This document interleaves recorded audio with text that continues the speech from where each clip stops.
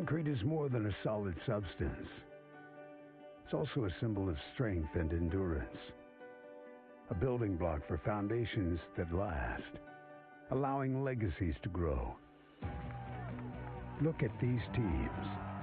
Consider their pedigree. The programs they represent. Their history is here, built on a bedrock of pride. They live up to winning traditions, reach the game's highest ground yet again. Through unity of purpose, effort and skill, and motivation that comes from the deepest well. Love for their teammates, their school, and the game. In a stadium that stands on concrete, like the cornerstones of their success. These teams will compete for the NCAA Men's Lacrosse National Championship. We have waited 2 years to say, welcome to Championship Weekend. Virginia and North Carolina, two teams from the ACC, meet for the third time this year in semifinal number one. Carolina, the 1 seed, Virginia, still the reigning champions. This is the most talented championship weekend field we have seen. The top 4 seeds in the year of the super team. The top 4 offenses. Sit down, get ready, and enjoy this Memorial Day weekend. Anish Shroff, Quentin Kessenich, Paul Carcaterra will be with us in a moment. Gratitude, we're back. We made it, and these teams have been through an awful lot of an historic spring, and the sport's kept us together. The sport is a healing, the sport as a medicine game, the emotional and physical exertion that these young men have benefited from, and the fans as well at home. This will be the third time Virginia and Carolina play. If it's anything like the first 2 meetings, this game, even in the rain, will be played at warp speed. Yeah, this is a game that fans, whether you're a lacrosse fan, any sport, will enjoy. And it features players like Chris Gray. Okay, he's North Carolina's best player. He's a senior transfer from Boston University. What sets his game apart is versatility. He can take the ball to the net for himself. He's got terrific vision. He can forecast player movement, and he throws terrific assists to his teammates. What's fun about his game? It's creative. It's improv. It's on the fly. It's never planned or orchestrated, very unscripted. He also has an outside shot to keep defenses honest, and he can sting the net from 12 to 15 yards. He's made his teammates better, and Carolina's been unstoppable on offense with Chris Gray as the conductor. 20-2 since Gray transferred from Boston University to Chapel Hill. And the ensemble cast is awfully impressive. 6 players on this Carolina roster have at least 20 goals this season. Paul Carcaterra is down in the rain. Paul, Virginia still has the core of that 2019 championship team intact, and some new faces too. Well, Anish, the rain will not keep me from smiling today, rest assured. And Virginia is a team full of proven champions, but their brightest star happens to be a freshman by the name of Connor Schellenberger. And Schellenberger's multifaceted game is his calling card. Virginia uses him all over the offensive zone. He can get to the rack from up top, which opens seams for teammates. Players like Ian Laviano come to the party. From X behind, he shakes defenders. He feels pressure. When opposing teams send help, he is slippery with a 6th sense for pay dirt. They use him up top, they use him behind, they use him from the wing. Is there anything number 1 in white can't do? The answer is no. He's the leading scorer, and he's Virginia's Mr. Unpredictable. Schellenberger, 6 goals in the quarterfinal rout of Georgetown. He is the top scoring freshman in all of Division I. And we mentioned the nucleus from 2019. Matt Moore, now an all-time great at Virginia. Jared Connors, a first-team All-American and the midfielder of the year as a long stick. And Quint Petey LaSala, the top face-off man in this semifinal field.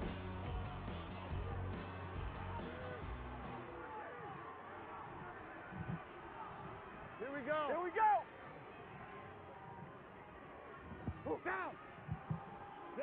LaSala and Zach Tucci for the opening faceoff. It's won by Carolina.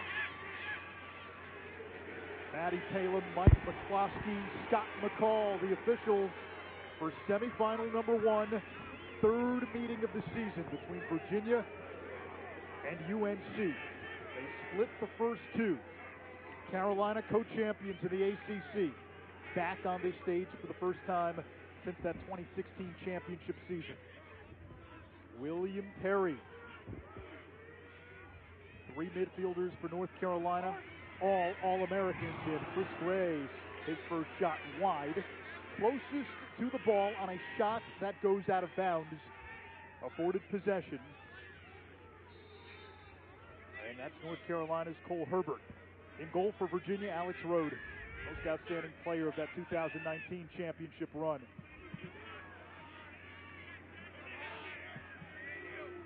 Perry spins away from Grayson Soliday, fires too high.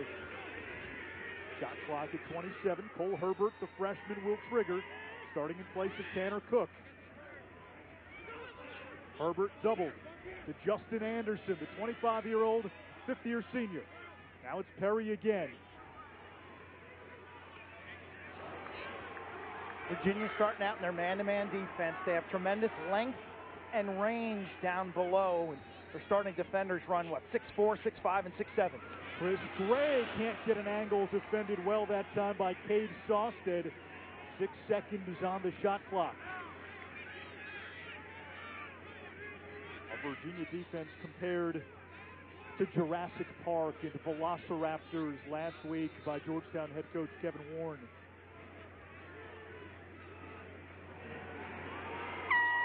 Jacob Kelly has to chuck it into the corner. That's by design. Shot clock violation on North Carolina. Quint, you say, where has Virginia grown the most this season as Carolina goes into its ride? It's been defensively. It's a team that started off the season, and their midfield defense was getting shredded, quite honestly. And at the halfway point of the season, I thought they hit a turning point. And now late in the year, as they put Cole Kastner, 39, 6'7" down low. They've really solidified the defense. Jeff Connor for Virginia. He could be an X factor today. 10 goals this year, 6 against Carolina. Now Matt Moore. He was their best offensive player in 2019. Connor Schellenberger working from behind, looking to feed Peyton Cormier. It trickles out to Doc Aiken. Highest scoring midfielder in school history. Aiken draws the slide, plays it to the wing, and the reigning champions on the board first. He's a scorer, but when Virginia's offense clicks at another level, Doc Aiken becomes a passer. Everyone knows he likes to get to the rack. You're going to see a quick slide and a double. Aiken finds Connor, who happens to be a Tar Heel buster. 4 goals last time against the Heels. Number 4 in blue sets his feet, lets it rip, right past the freshman keeper, Colin Krieg. Thought that was an overzealous double team by Carolina's defense on the perimeter, but you know, Aiken's got a reputation as a guy who can sting you from distance. So 5 goals for Connor now against North Carolina in the last 2 games. 7 of his 11 goals this season have come against Carolina. And now Virginia with the ride, forcing the turnover. It's the 6'7" Cole Kastner. He leaves it on the turf, picked up by UNC.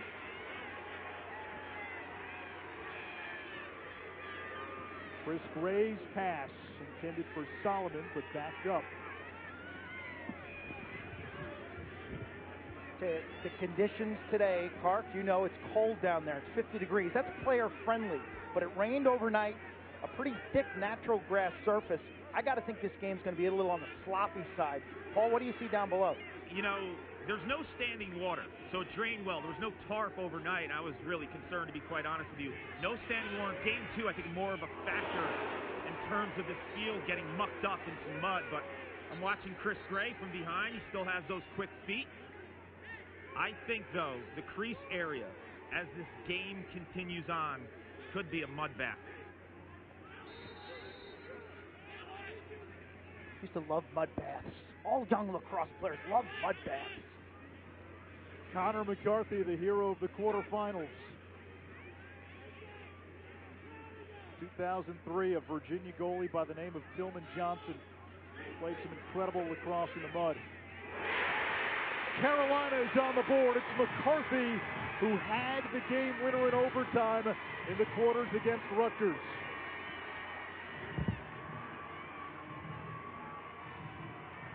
He's on a heater. Heel fans enjoying the rain. He's known as a right-handed shooter from mid-range. Watch him split right down the middle to his left hand as it almost the defense invited him to go there. Little hesitation move, gets to a strong spot in front of Alex Rode. And this is a goaltender, Alex Rode, who typically struggles early in games and plays his best ball once he makes a couple initial stops. When you look at McCarthy there, Quint, he's a long, rangy guy. Virginia dared him to go down the middle. The support wasn't there. I think they gave him his left hand, his offhand, knowing that most of his goals have come with his right. Face-off violation on Virginia. If you get 3 face-off violations and a half, the opponent goes man up for 30 seconds. And Carolina 3 for 3 now on the face-offs. That is a turn from what we saw in the regular season.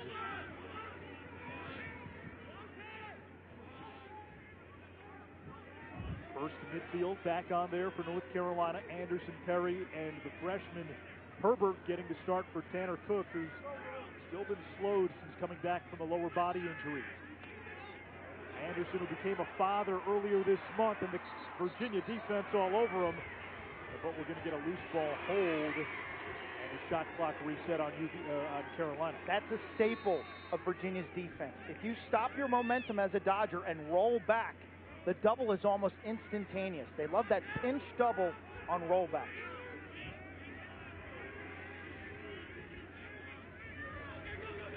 Perry down the alley. He was more of a feeder in the quarters and in this tournament. Gray now turned away. Herbert with a nice move. His shot wide, deflected by Koloji. There is length on this Virginia defense. Koloji 6'4". Sawstead is 6'5". Kastner 6'7".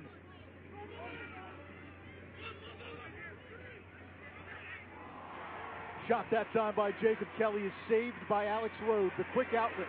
Ben Wader ran into a roadblock. It comes back to Koloji, who shovels it ahead. They have 20 seconds on a change of possession to get it across midfield. Tell you, those type of plays in this series in particular, 2 really fast teams, 2 aggressive teams, 2 athletic teams. Buckle your chin straps, put in your mouthpiece, because you're going to see that type of physical play between the lines. Both of these teams, gentlemen, are known for their ride. So when you're trying to clear the ball, they're going to come at you fast and furious. Bertrand plays it up top and a rocket wide by Matt Moore. UNC has outshot Virginia 8-2. Charlie Bertrand, he's got Moore again. A little too high. Moore this season, just 4 of 26 shooting in 2 games against Carolina. And the freshman in goal for UNC, Colin Creed, who's been one of the best goalies in America as a true freshman. Cormier with a bouncer, it's blocked. And it's Carolina out of the vortex. Will Bowen, 24 and white. Will Bowen, first-team All-American defender and one of the best in the country.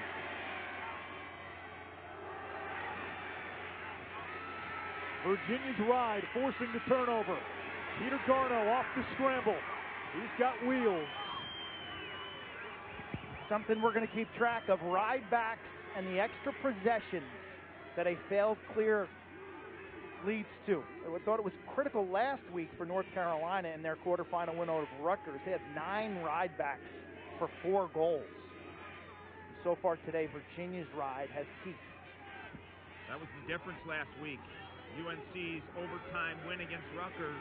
They were incredible in the 4th quarter in terms of getting after Rutgers. Their inability to close the deal was the heel in terms of their relentless approach. Schellenberger now off the feed from Aiken. Plays it to the wing. Matt Moore looking to feed the crease. And the wet turf helping Virginia avoid a turnover. Jeff Connor, who's got the lone UVA goal. What separates this offense, they have 2 quarterbacks. Schellenberger and Matt Moore both have more than 30 assists. No other team in the country has that. It gives them a lot of options in terms of matchups. Moore against Bowen.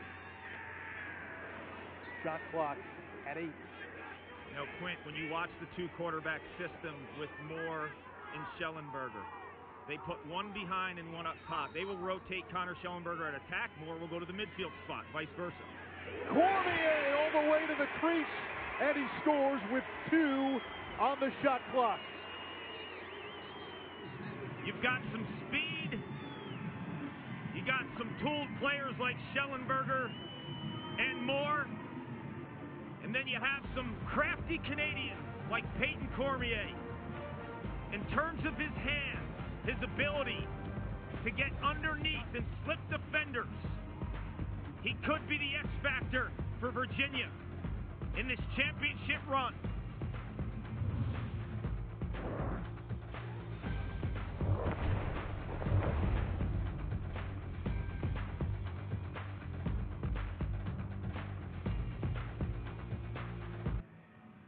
Renee Schropp, Quint Kesnick, Paul Carcaterra, and Paulie, you saw both of these teams in the quarterfinals last week. Hofstra was lit on a sunny Saturday out on Long Island. It was the physicality of the Virginia Cavaliers right off the bat. National Midfielder of the Year, Jared Connors. Doc Aiken laying the boom, but it was the Connor Schellenberger show on the offensive sets for Virginia. 6 goals, 1 assist. Schellenberger was incredible.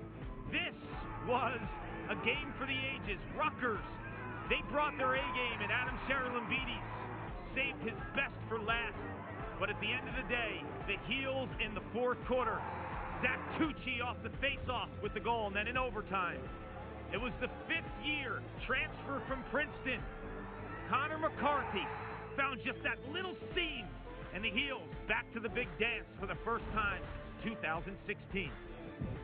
A look at both head coaches, Joe Bresci and Lars Tiffany, both 2 wins away from their 2nd national titles as head coaches. The quarterfinal round has such pressure associated with it. South Carolina was gripping their sticks a little tight. Even Joe Bresci admitted that to us yesterday at practice. Meanwhile, Lars Tiffany did a great job, I thought, end of the year. They had a 21-day break before the NCAA playoffs. He called up Bronco Mendenhall, Virginia's football coach, and they developed a map and a plan. This team peaked last week with a very, very strong effort against the Hoyas. Both coaches had a similar refrain. This game is a player's game. There's so much talent down the field. You've seen each other twice already. A lot of the adjustments will be on the shoulders of the players to make from what they've seen already. Here comes Herbert, bounce shot down the alley, wide. Carolina with the backup. Down shots are going to be tricky for these goaltenders. This type of surface favors shooters who can use the earth and skim that ball on a wet grass surface. It's also more difficult for the goalies to get good traction as they're playing in mud. What scares you as a goalie in the weather? Well, if it gets really, really bad, that actually then helps the goalie. If everybody is caked in mud and shooters can't get good traction, they can't, get that big-time torque behind their shots. But right now, the shooter has the advantage because of a wet surface, and everyone still has relatively good traction. Everybody can still cut. That's true, Quint. But I would say, to your point later in the game, if this is the monsoon, the paths become really slippery for the offensive guys. The pockets become like waterlogged, right, and bagged out in terms of how deep your pocket is. You're not used to that quick release when your pocket is so wet. So something to certainly keep an eye on as this game progresses in the weather. When will we see that shift from shooter advantage to goalie advantage? Well, we'll answer that question, but first, a change on a call. Yes, that's the right call. It is North Carolina ball. Virginia turns it over, trying to clear. Possession had not been established when that ball went out of bounds. Tell you, both of these teams ride. Okay, that's a forecheck. That is a full court press. Carolina likes to do a 10-man ride where they pull their goalie. Same with Virginia. Virginia's is a more man-based. They're going to get in your face, almost like the old Georgetown Hoyas in basketball, when they just make it a man-on-man game, and you have to dribble the ball up against John Thompson and his team. They make it a 110-yard contest.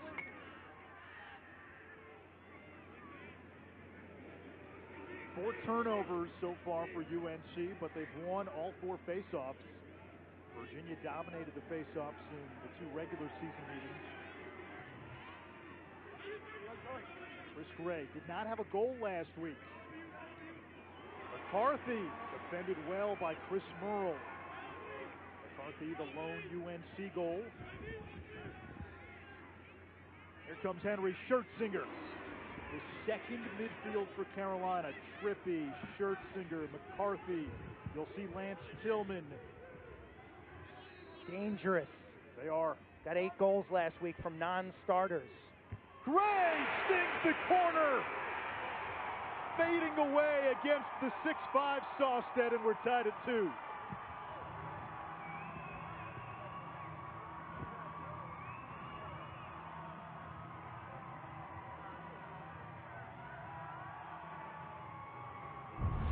Sloppy play in the middle of the field and turnovers are really going to set the table for what's next. Long outlet pass into traffic. The refs looked at that one for a long time. Ultimately, the Heels got the ball.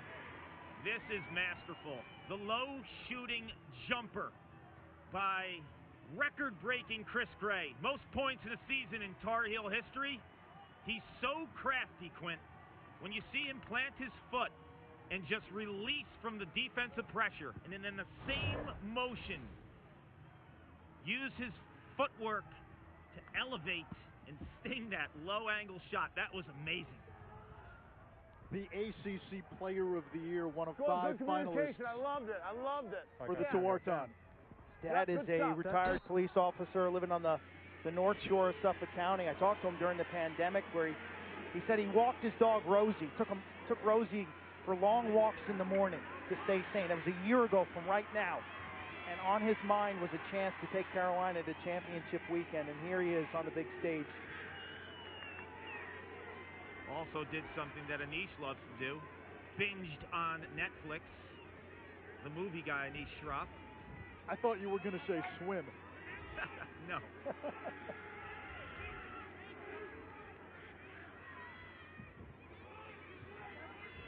Tewaaraton, the highest individual honor in college lacrosse. 3 of the 5 finalists in this game as Krieg makes his first save. It's an easy one for Krieg. Freshman who's been impervious to pressure. Got the young man. Finalists, excuse me, Quick, for the Tewaaraton in the semifinalist field.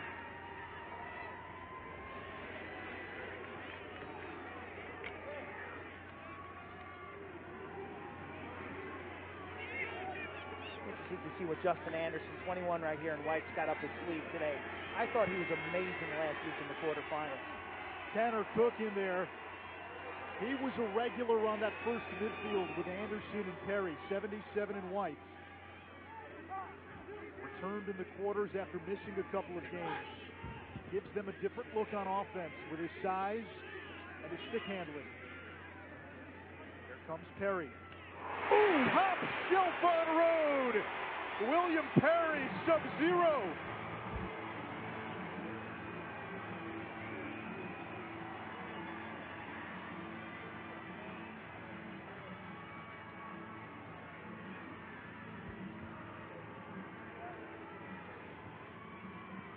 Shot selection is critical today. This is a maybe shot. Fading away, not much angle. Krieg seals the deal. He shuts it off. Ouch! Look at this shot. Top shelf. We've seen now 2 low-angle rips from almost the same exact spot. Chris Gray, then William Perry. But I'll tell you what's different about Perry. He loves to be up top, Quint. You don't see him invert a ton. But he had that short stick matchup. He used that quick change of direction and the high riser. Yeah, the level change. The level change, Kark, is the difference there. These goalies can save bullets if they're straight bullets, but if you give them a level change, that's a low release to a high location, or vice versa.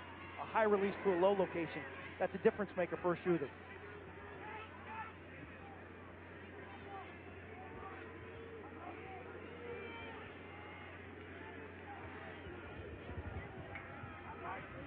We have talked to opposing coaches throughout the season who have played these teams, and the refrain has been the talent, the shot-making ability.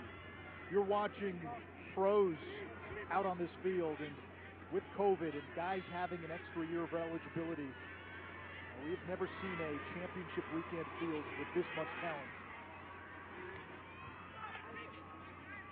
Connor Schellenberger, no shots today after 6 goals in the quarters. Schellenberger feeding inside. What a pass. What a save by Krieg. What a save. What a pass by Schellenberger. That sequence was amazing. You saw the elite vision from Schellenberger, but the freshman Krieg. Wow. Now the ride by Virginia.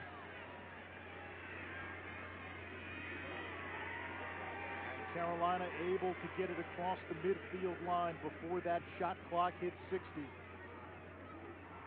Final 90 seconds of this opening quarter. When they last played, we had 7 goals in the first 5 minutes. A little more low scoring this time. We've got the elements, cloudy skies, some rain coming down. Weather, not the usual for this time of the year, sub 50-degree temperatures. Lance Tillman, 4 goals against Rutgers in the quarters. Had 5 all season entering the game. Carolina's got 3 unassisted goals. Seems like Virginia has been slow on some of their double teams. Sausted against Gray. Short stick matchup here for Carolina. Tillman against Soliday. Looking on the doorstep for Trippy. Virginia ball, 42 seconds to go. No, Tillman is a guy 0 and white for Carolina. Quickness is his secret sauce, Quint. And on a track like this, you saw him at Hofstra. No one can keep up with him. They call him Dance Tillman because of his feet. But on a wet surface, I'm not sure. A chance against the ride, Soliday. That was a good shot. And it is a shot, so Virginia has the backup. Empty net that time. The 10-man ride. Lacrosse has played 10-on-10 in the full field. The goalie comes out to cover an attackman, and an extra defender bumps upfield, essentially leaving an empty net. Xander Dixon, he's dangerous on the invert. And a crease violation on Virginia. Final ticks, opening quarter. The 1 seed Carolina on top, 3-2. Quarter number 1 expires. Connor and Cormier, the scoring for Lars Tiffany and Virginia. McCarthy, the quarterfinal hero, got the scoring started for UNC. Gray and Perry, the veterans, giving Carolina a 3-2 lead. Championship weekend, folks, is back.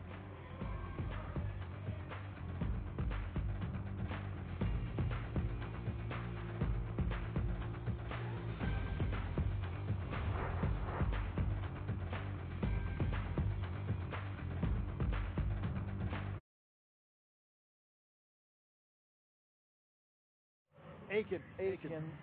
Cormier unassisted.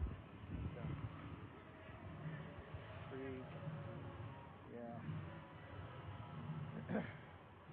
7, you were a freshman goalie who led Johns Hopkins to a national title. What do you like about Carolina's freshman goalie? Ignorance is bliss.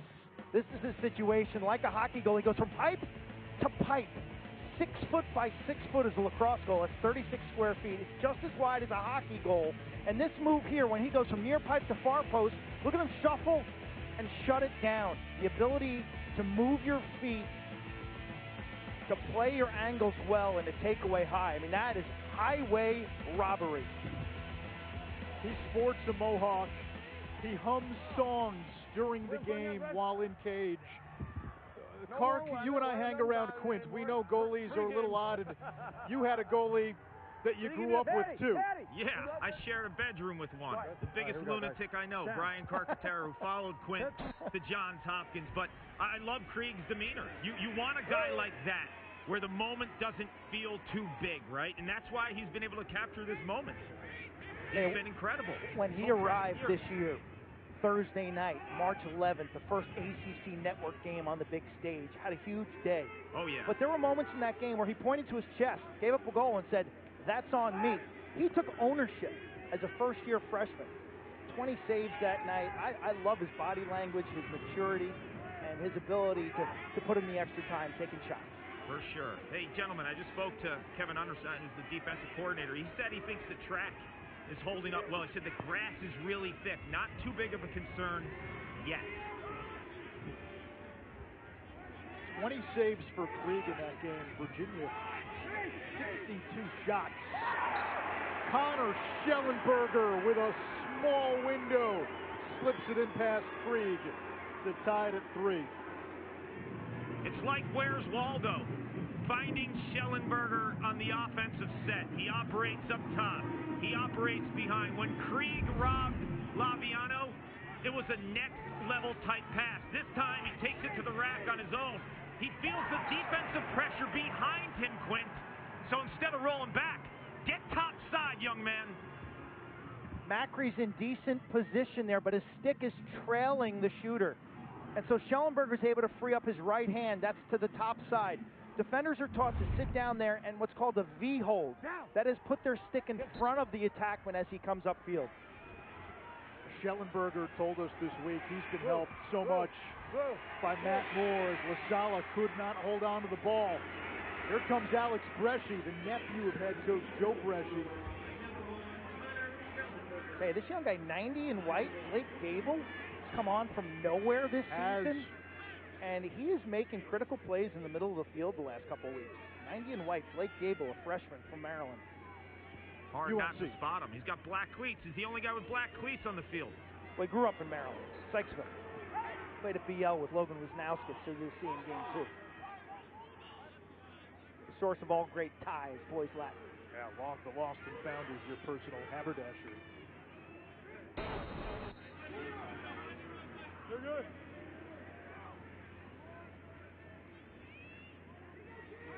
Chris Gray, he's got a goal today. Highest scoring season in Tar Heel history.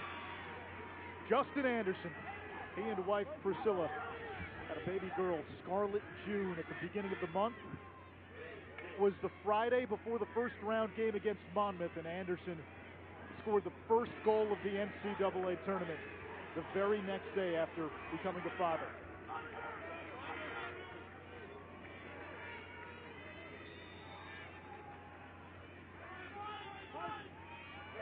There's the double. John Fox, the captain, helping for Virginia.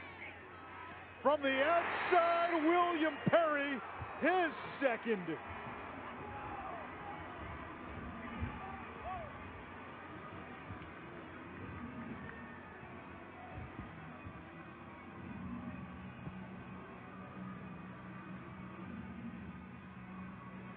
How do you handle a double team? Watch Chris Gray. He steps away, frees up his hands, and his eyes are up. Wow. This is Chris Gray in a nutshell. It's never about him. He's so selfless and lets the game come to him every single time. This is an offense that has a star in Chris Gray. Lars Tiffany knows that. But Chris Gray isn't the type of star that has to do everything on his own. He has the pieces to the puzzle around him, and you just saw a next level through pass.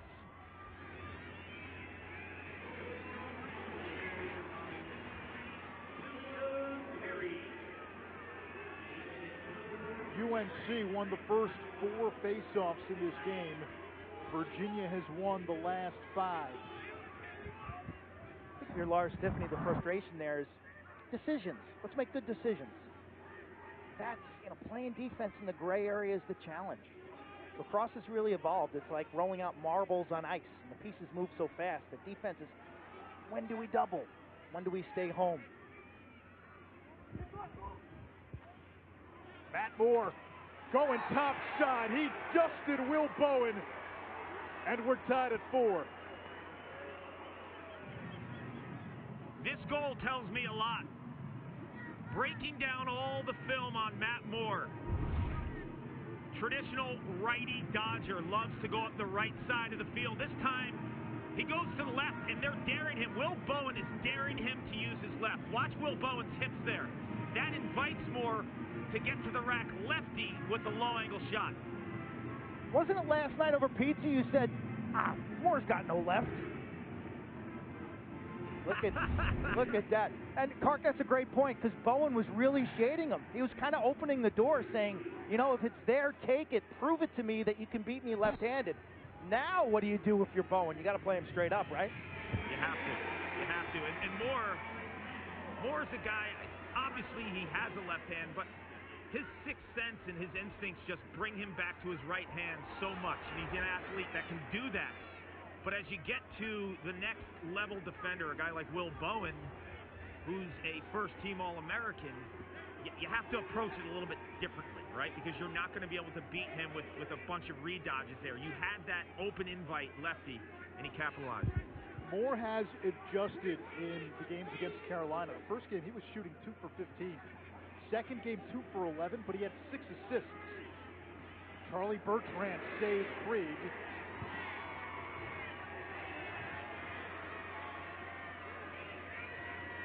North Carolina maneuvering now against the Virginia Ride. Parker Alexander able to clear. Alexander ahead of steam. Slips it over to Brian Cameron.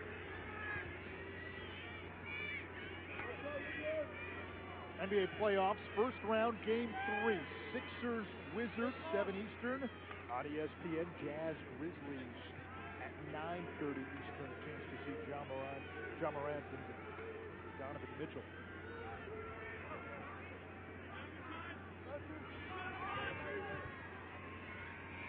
Cameron with a right-handed shot. He's a lefty. Park has to be loving this. All these one-hand dominant players going to their offhand. You implying something? No, never. There's Henry Schertzinger, saved by Rode.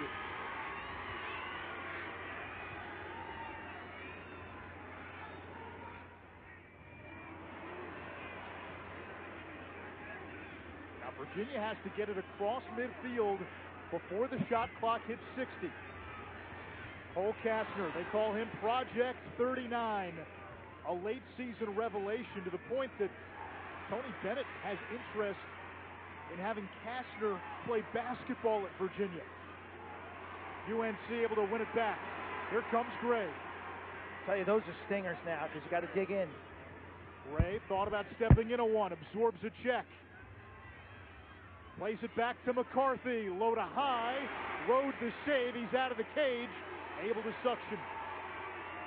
With these conditions, you can't assume that all these 15, 20-yard passes will be complete.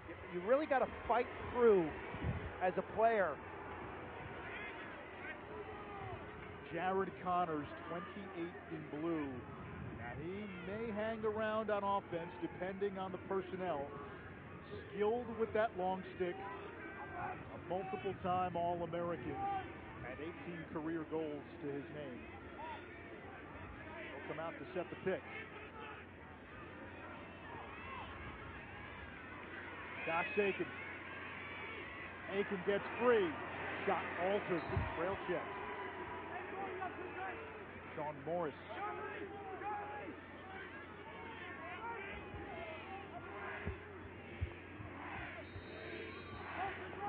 Tied at 4 from Rentschler Field in East Hartford, Connecticut. Semifinal number 1. Duke and Maryland later today. Aiken's got the short stick matchup. Shot clock at 20.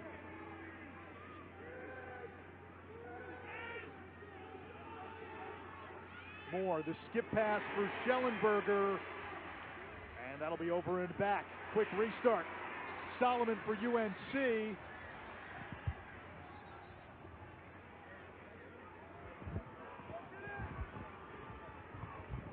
That was over and back. They're supposed to get a quick restart, and looked like Solomon may have gone too quickly.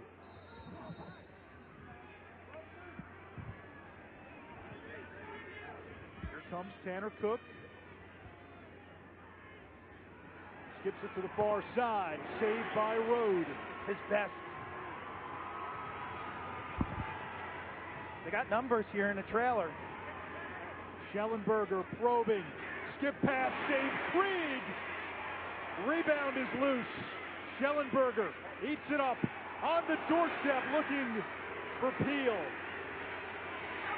Anderson looked to have knocked it out of bounds, but it'll be Carolina ball. This is the pace that we expected in this game. Tell you, the fans love it. This is what this game offers. Gotta love the shot clock being instituted back in 2019. You got two teams who won't back down. They want to pressure the ball. They want to disrupt in all scenarios. Full gas on field level. Right next to the action. Full gas, foot on the pedal. Both of these teams. Cut the brakes.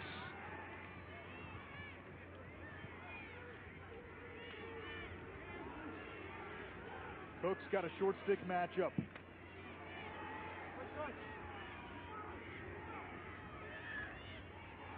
Alex Rode devours another one. He's flammable. Rode will get hot, and he'll steal that goal up. We've seen it. He can start slow, and usually he gets better. 7 saves for Rode, who's better than 60% in his last 4 NCAA tournament games. Unsettled, Matt Moore. Good defense. On the rebound, Virginia. Charlie Bertrand, the Division II transfer.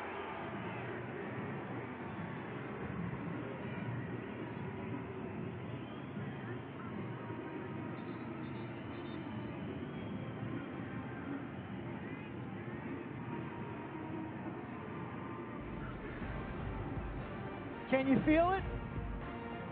Tell you, both these goalies standing strong. Krieg, the lefty freshman, matches up down below with some rebound control. Alex Rode, he can heat up. Remember back to the 2019 championship game when he was the MVP?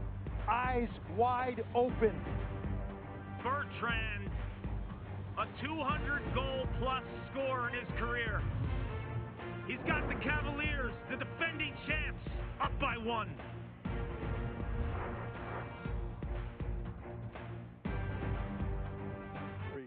With 100 goals and 100 career assists. They're looking at that shoulder, and they ended up taking him inside. He is their superstar.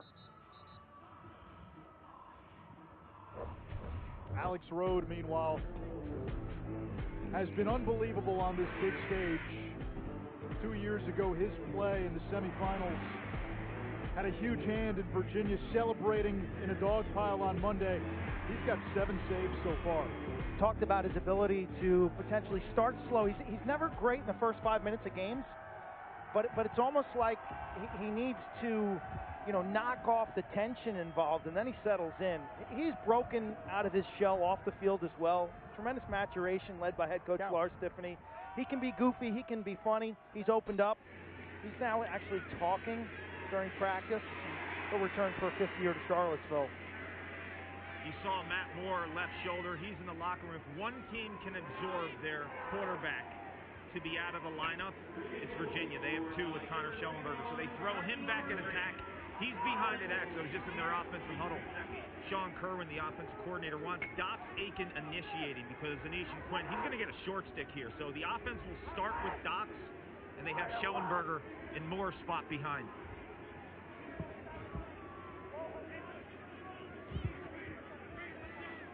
Jack Simmons, the junior, out on that midfield unit with Aiken And Jeff Connor. Schellenberger. Peyton Cormier, his second. The big Canadian came in top 5 nationally in goals. 6'4" Virginia. Said he could be an X factor, but look at the pass by Schellenberger. He is only a freshman. He's a first-team All-American at the midfield, but he is a true quarterback, a distributor, a facilitator with so much in his toolbox. That pass was crisp. It was on a dime right to the stick of Cormier. It allowed him to set up the dodge and ultimately celebrate. The hitch and go at the tail end, the pump and go, freezes the defender, creates enough separation to free up his left-handed shot. And you have that time, Quint, because of how fast of a pass that was from Schellenberger. 13 multi-goal games now for Cormier. Meanwhile, Virginia has now won 8 consecutive faceoffs. Here's Connors. 18 career goals, make it 19 for the midfielder of the year.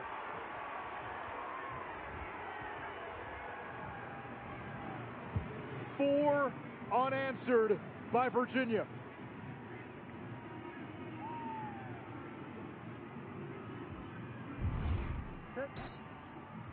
LaSala wins the whistle and the initial clamp. It's a massive scrum, and there's Connors. He just beats his man to it. Look at him shield his stick. Pump fake keeps that point defender off of him, and then the accuracy through practice to nail a mid-range shot on the run. I mean, so many skills wrapped into one player. Amazing. You know, you're asking, how is a long stick midfielder the National Midi of the Year? This is the first time 2021 since 2011 when Syracuse's Joel White was the last long stick midfielder to be midfielder from a national perspective, player of the year. That's why. Dangerous in transition. A human Roomba on ground balls. And that game-changing long stick midi, a big part of Lars Tiffany's concoction. Go back to his teams at Brown. Final Four in 2016. They had 2 with Larkin Kemp and Alec Tullett. It starts with ground balls. That has been a Virginia staple since the 1970s. Something that Dom Starsia, their former coach, emphasized. Lars Tiffany. Virginia has annually been one of the best in the business in that category, and that's why they're owning this portion of this game. Peyton Cormier's got 2. Schellenberger, a goal and an assist. Virginia's outscored Carolina 5-1 in this second quarter. Xander Dixon now. Schellenberger, Peter Garneau, rifles it past Krieg. 8-4, the reigning champions, bringing the heat in quarter number 2. Carolina's going to have to get a timeout here. Joe Bresci's going to have to use it. This game's slipping away. Possession is 9/10 the law. In lacrosse, it's determined by ground ball play. Ball's on the carpet. Matt Wright, 20 and white, has it for a second with the great hustle from the Cavaliers. And they emerge from the pile with possession. Who passes it? Schellenberger. Who shoots it? Garneau sprays the back of the net. There are 3 big-time righty shooters on this team. Schellenberger, Aiken, and Garneau. A timeout by North Carolina. Colin Krieg needed a splash guard. Virginia shooting 6 for 10 in this second quarter. 5 straight goals since North Carolina took a 4-3 lead. We remind you tomorrow, NCAA lacrosse coverage continues. It's the Women's Championship. BC with a colossal upset of North Carolina. They will face Syracuse. Gary Gates' team lost its 2 best players, beat an undefeated Northwestern team in the semis, an all-ACC final, and we get to see the best player in college lacrosse, Charlotte North. Charlotte North is the best female player that I can remember watching. Her highlights are amazingly dominant. Her shooting ability is like nothing. You could put her in a men's uniform, and she can shoot equally to many of these midfielders. I mean, she has been so dominant, Kark. She's unbelievable. The creativity, the passion for the game. And I remember this offseason. It was early January. She's from Dallas, Texas. She was in the Connecticut area looking to get some reps. So we got together. I met her at Wilton High School. It was probably 28 degrees that day. We shot for about an hour and a half.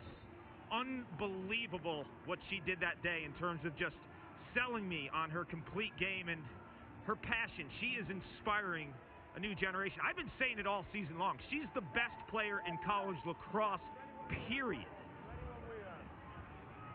Let's do it. Meanwhile, for North Carolina to get back into this game, it's got to start at the face-off X, where Virginia has won 9 in a row. Make it 10. And this is what UVA can do to you, Quint, with Petey LaSala. Another unsettled opportunity. Cormier retreats. Ground balls and face-offs. I think on offense, Virginia's doing a nice job of reacting to what Carolina's D does, okay? If they're double teaming, we become a great passing team. If they're slow to go, we can score isolation on assisted goals as well. Aiken, Magellan's around the crease. Now back to Schellenberger. 3 points in this first half. Matt Moore still not back for Virginia. Went into the locker room after they were looking at his shoulders. Jeff Connors got his man hung up. Inside roll's not there. Flag is down. First penalty marker of the game.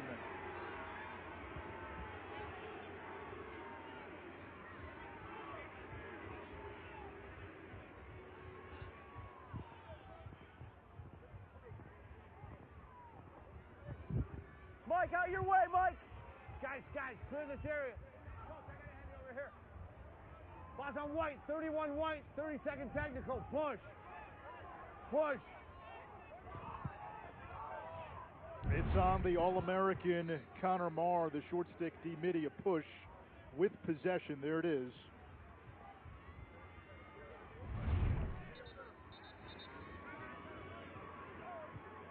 And a timeout by Lars Tiffany. 3:39 to go in this opening half. A 5-goal blitz for Virginia. My guess is it's an odd timeout, but with Matt Moore not on the extra man, I'm sure there was some personnel decisions that caught him off guard there. Kark, this Virginia scoring run, it started with Matt Moore using the left. Yeah, they just have so much in terms of their versatility where they attack you. The ride was relentless. It allowed Bertrand to come to the party, but Cormier now with 2 goals. He used that hard plant foot. And then the big dog, Jared Connors, delivers a monster goal in transition.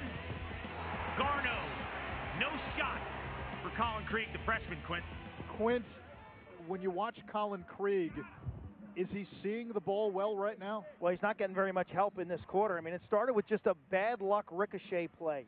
When that ball was blocked by the Carolina defense and bounced directly into the cross of Charlie Bertrand, that's just an unlucky break in a big game, and you got to shake that off.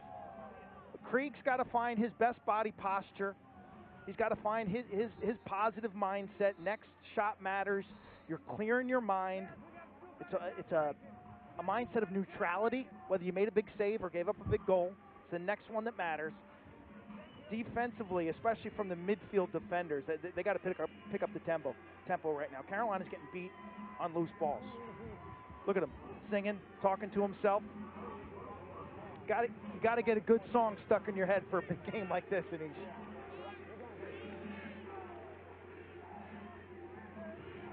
If you look at the offensive set now for Virginia, this is where they have the versatility. So no Matt Moore, you have Schellenberger behind, and the new wrinkle in this offense right now will be Garneau and putting Laviano at the crease. So Garneau's up top. Doc Aiken.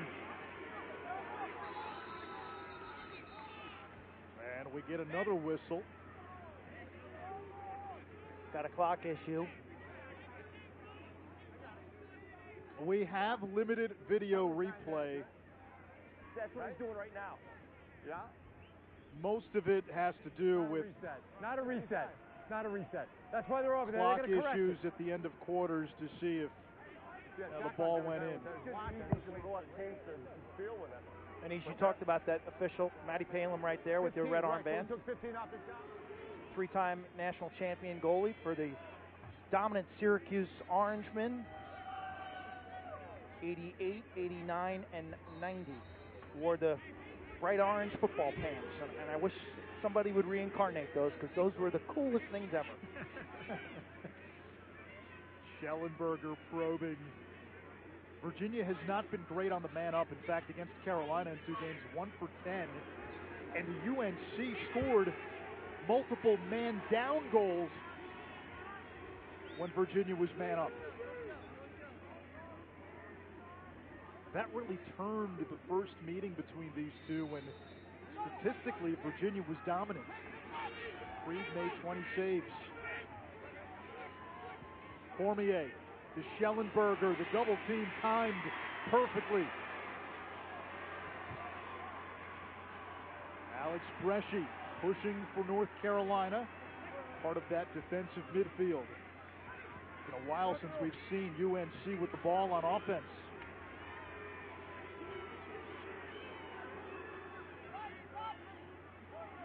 Virginia held Georgetown to 3 goals last week. North Carolina averages 16 plus a game, tops in the country. Anderson, tornadoes to the ground, no flag. Transition opportunity, but Virginia turns it over. Chaos in the middle of the field. And we're going to get a loose ball push on UVA.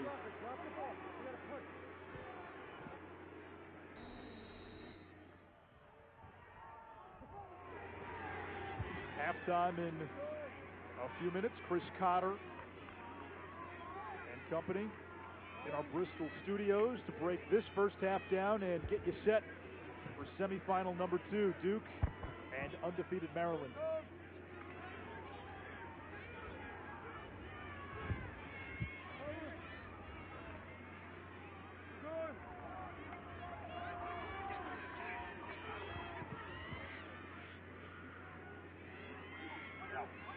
Here's Lance Tillman. Now Tanner Cook on the short stick, switching hands.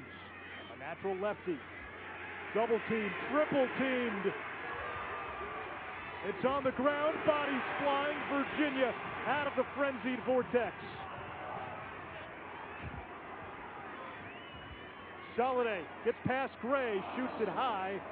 And now North Carolina's going to have a couple of offensive players run off quickly. A minute 12 to go, opening half. Virginia's defense, terrific last week against the Hoyas. Again today, the double team at goal line extended, perfect execution. They seem to be doing a good job of stopping the ball carrier's momentum and then doubling on the opposite shoulder.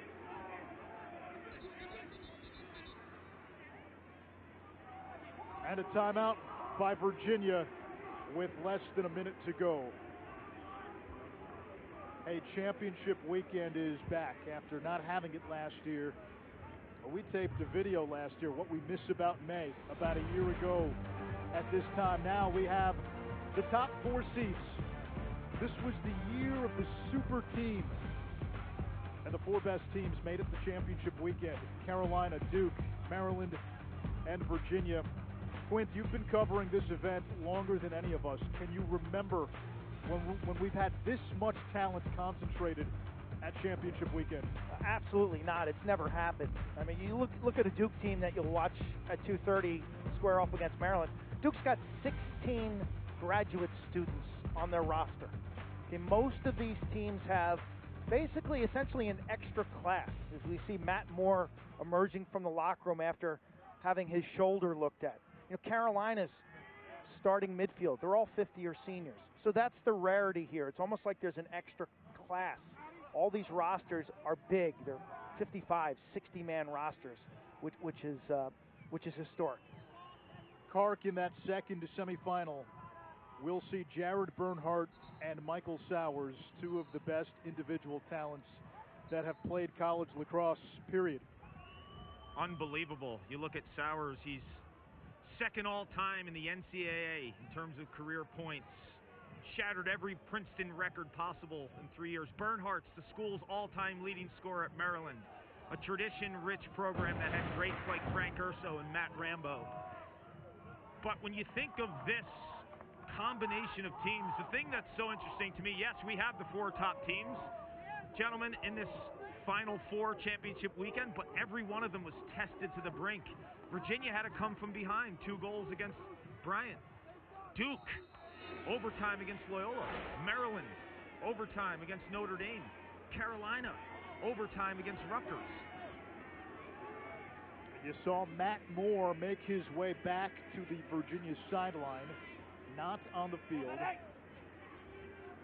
He was in the huddle. He came late. His teammates were jazzed. I'd be surprised if you don't see him in the second half. The way he ran in and embraced his teammates, he looks like he's going to be good to go.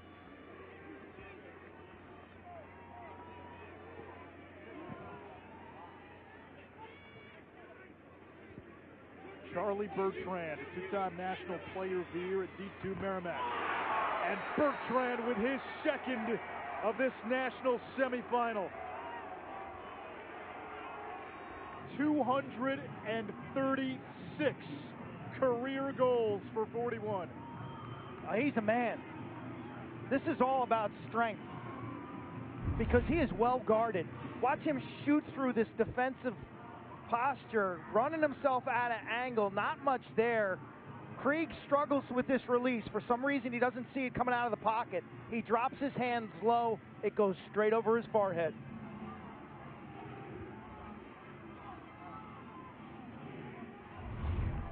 A 6-0 run for Virginia. The #1 seed on the ropes. It's 9-4. The reigning national champions have taken control in this second quarter. And another face-off won by UNC. They've dominated the X after losing the first 4. 4 seconds. Out of bounds to Carolina. Send this towards the goal. Got nothing to lose. UNC does just that. And the first half comes to an end. Matt Moore missed a chunk of it for Virginia, one of the best in school history. It didn't matter. Connor Schellenberger, the redshirt freshman, continues to play at a high level. Cormier, Bertrand, Virginia finding scoring everywhere. Jared Connors has a long stick. 6-0 run. I thought it started with the play of Alex Rode, honestly, their goalie, and then Petey LaSallo winning faceoffs. The great wing play with the ground balls. They had a massive possession edge in that second quarter. They caught a couple breaks, and next thing you know, they're shooting the lights out. 6-0 run by the Cavs. Down to Paul. Coach, what was the difference in terms of finding your offensive punch in that second quarter? Having the ball. Boy, Petey LaSala, how many ground balls does Grayson Soliday have today? And then Jared Connors getting some and getting in transition going. So, Alex Rode got some bunch of big saves there in the second quarter. He's getting hot. And Sean Kerwin's dialing up some great offensive looks. We saw Matt Moore go to the locker room. He came back and joined the huddle late in that second quarter. What are your expectations in terms of him in the second half? Oh, he's on. He's on. He's got checked out. Matt Moore's a gamer. He's a warrior. Thank you, Coach. Lars Tiffany mentioned the ground ball play of Grayson Soliday. 7 in that first half. That's a big number. He's a short stick D-Midi. Virginia held the highest scoring team in the country scoreless for almost 13 minutes to close that first half. Chris Connor and the crew in the studio. Take it away, fellas.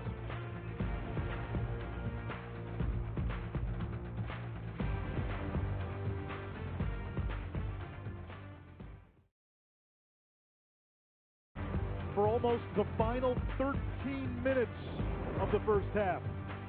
9-4 UVA, 1 half away from advancing to Monday's championship. And Ishraf, Quint Kesnick. Q, we watched a elite, dominant, championship caliber performance by Virginia in that first half. And it ensconced basically all levels, whether it was goaltending, defensive play, face-offs, shooting. It was a little bit of everything, and it was awful. Very, very impressive. And Alex Rode in the cage set the tone.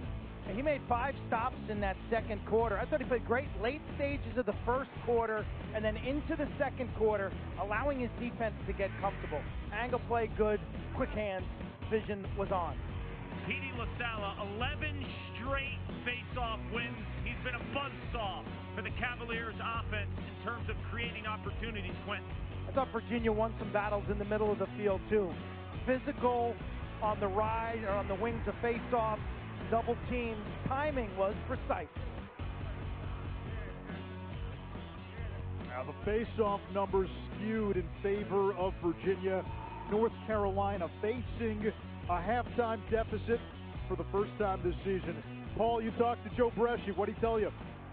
Well, solving Petey LaSalla is the first priority in terms of getting the ball. He said offensively, though, they're panicking.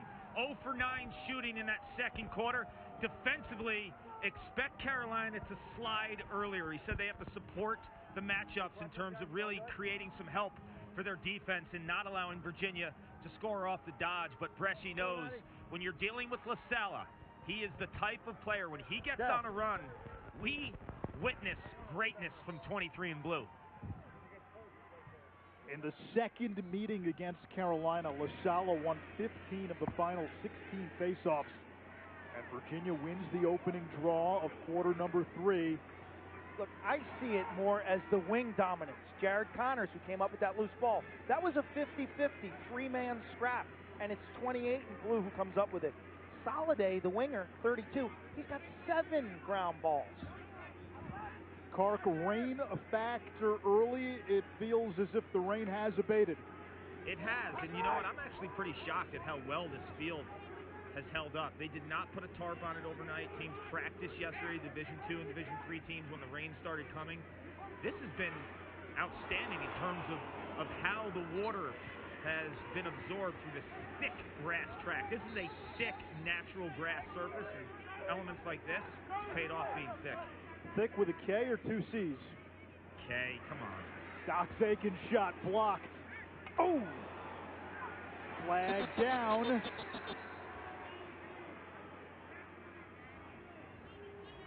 Multiple flags on the field.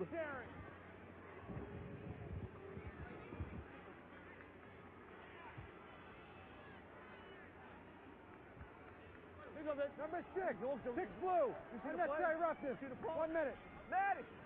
That's Cole Herbert, the freshman. Yeah, this is eye-catching. Watch this. Right to left. Aiken catches Cam Macri under the neck. Wow. Whew. Aiken, who Dox Aitken, excuse me, flirted with playing college football at Villanova, and then at the last second kind of bailed on that and came back to Charlottesville. So an opening for North Carolina. 6-on-5 for a minute. UNC 38% on the extra man. And in William Perry, 3 and white, one of the great EMO shooters of all time. He's got 28 career extra man goals. There's Perry. Plays it to the wing. Skip pass comes to Perry. Ray swims inside. Shovels it back. Behind the back, Tanner Cook. Ball is loose near the crease, and it's scooped up by Scott Bauer.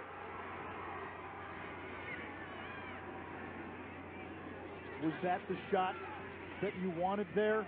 Oh, I was okay with that. That was amazing playmaking from the backhanded pass to the shot.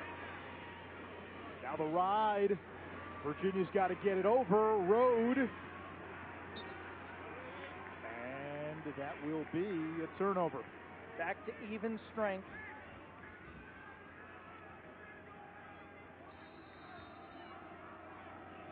Besides face-offs, what's Carolina's path back into this game? Offensively, on too many possessions, I think they have non-ball handlers doing the dodging. Get the ball to your threats. Justin Anderson, whether it's Perry or Gray. Here's Connor Marr, the All-American. Chris Gray increasing his angle, and he's got his second to the ACC Player of the Year.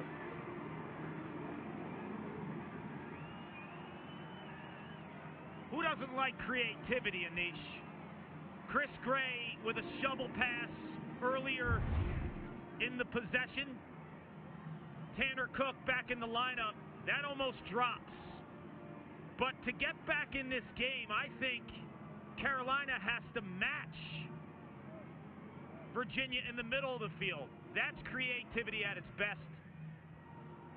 You think about Connor Marr, right? You think about Grayson Soliday, right? He's been the equalizer with the 7 ground balls. You need Connor Marr, you need Matt Wright to match the Jared Connors, Grayson Soliday duo. And Marr steps up big that time. First goal in more than 15 minutes for North Carolina. The #1 scoring offense in the country.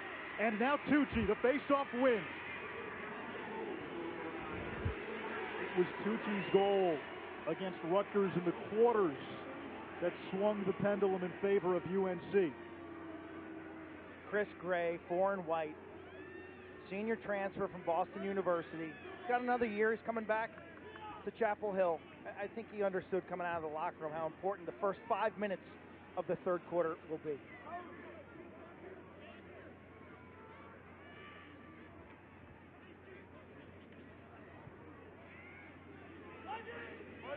Nicky Solomon now, the junior out of Alpharetta, Georgia. Solomon rolls inside, stick checked away. Behind the back, Gray, it's loose in front. Bodies flying, and it's Peel out of the scramble.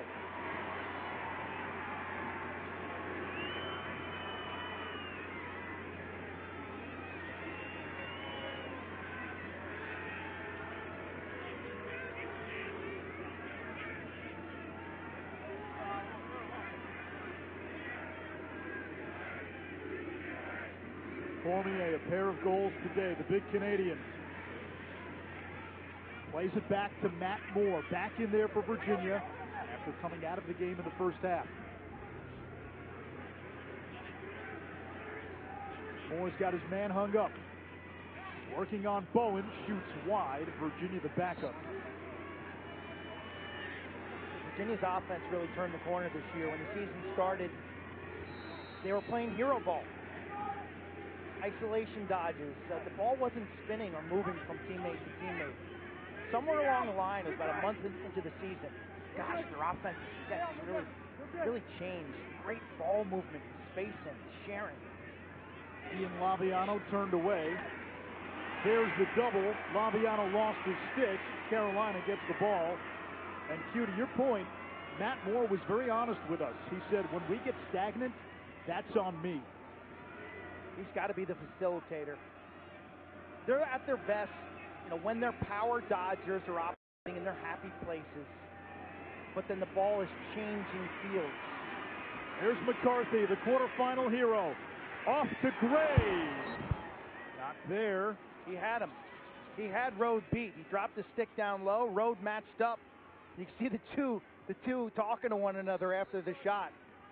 Yeah, Gray normally will drop his left plant foot and then come up on a little bit of a banana root there to increase his angle. He was flat on that shot. Cook down the alley. William Perry, low to high.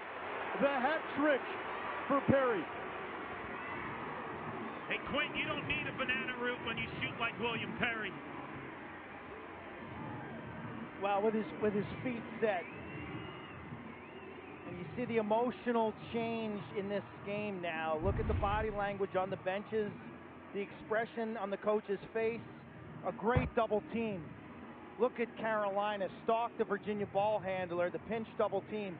At the other end, this skip pass is brilliant. Cook draws the double team, lobs it through the defense, giving his teammate the opportunity to grip it and rip it.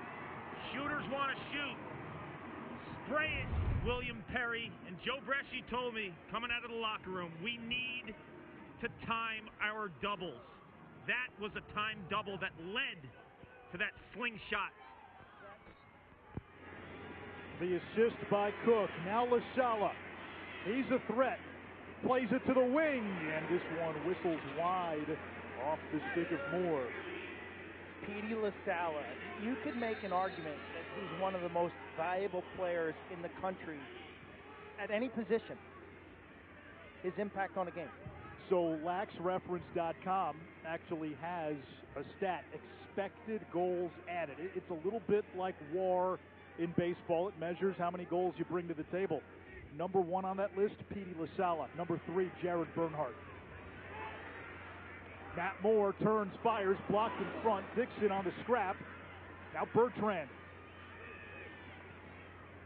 Looking for Cormier, who can't hold on. Bowen thought he had it, and Carolina comes up with it. Alexander. Now Solomon. UNC can get within 2. Not much on that shot. It was bothered off the stick of Kelly.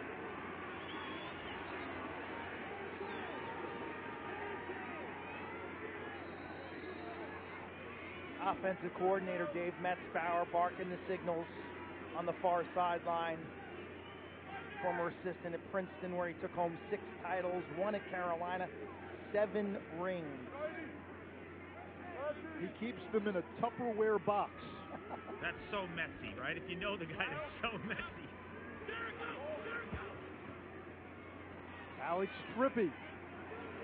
And now Schertzinger, the second unit. Schertzinger, Trippy, McCarthy. They've been awfully productive down the stretch. Kelly working on Soliday, who had 7 ground balls in that first half, 32 in blue. This is the best we've seen Soliday look all season. He was picked on a lot, especially in ACC play. Manheim Township, it's Amish country.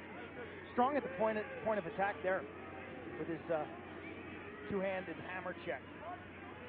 Gray working on Sawstead, who pokes it away. Shot clock in single digits. Here's Gray, 2 seconds. Too high.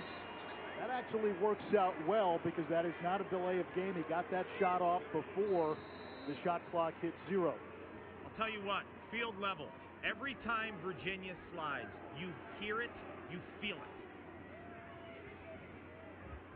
So what you're saying, Kark, the Velociraptors are real. Fact. We saw it in 2019. Their defense was suspect in the regular season. Turned it on late April, in May. You know what happened when they played Yale, who was the big bully of college lacrosse. They were the bully that day in the national championship. They've been the bully on this May run. Still looking for the first goal of the third quarter. Carolina's got 2. Aiken to Laviano. Semifinal hero 2 years ago. Now Schellenberger, the redshirt freshman. 2 goals, 2 assists for Schellenberger. And a little show of emotion by the former #1 recruit coming out of high school 2 seasons ago. There's no weakness. No weakness whatsoever with one in blue. He can dash. He can feed. He's got the vision to see through a defense in lefty-righty. You have no clue what hand this guy is, and he plants his feet and lets it fly.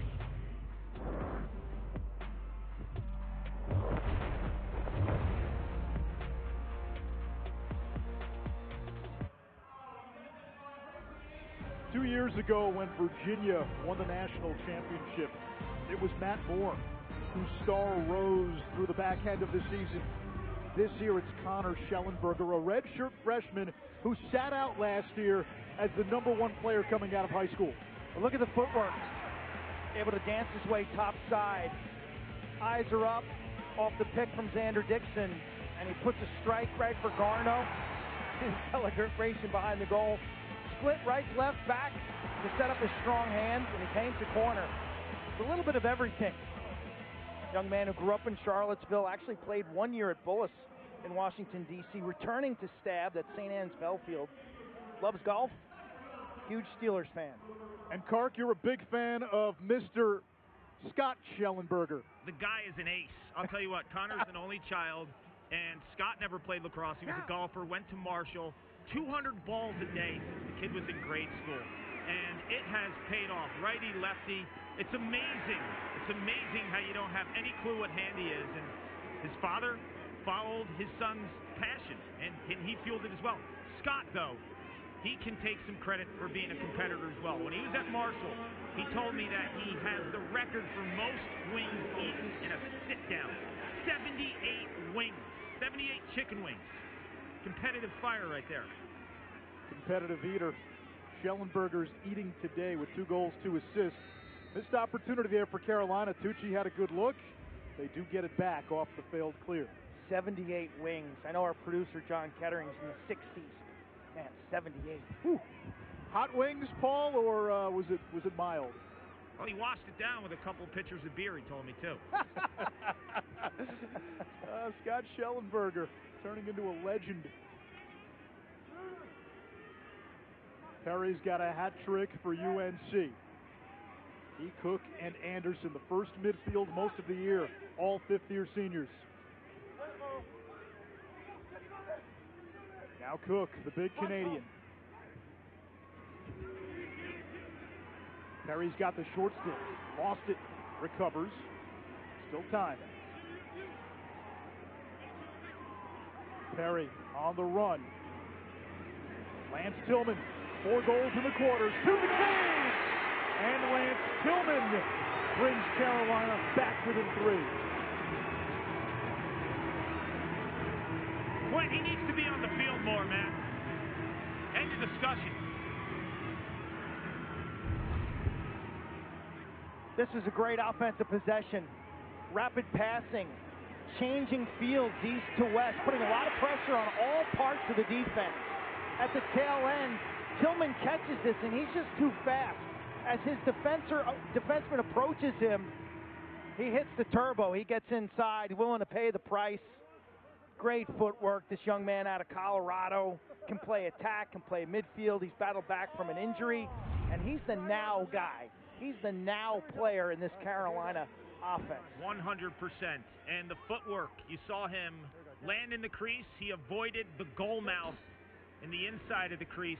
Picked up a stick when he was 4 years old, his mom and dad told me. Ever since, the game of lacrosse has been his passion. Carolina more competitive at the face-off X with Tucci in this third quarter. His teammates, Paul, what did you say they call him? Dance Tillman. Dance Tillman. You saw the footwork. I mean, that's not easy when you have pressure on your back shoulder area. You're dealing with the goal mouth inside the crease because you can't land in there. And just his agility. You saw it last week against Rutgers. Amazing. Schertzinger whips it wide. And the backup to Tillman.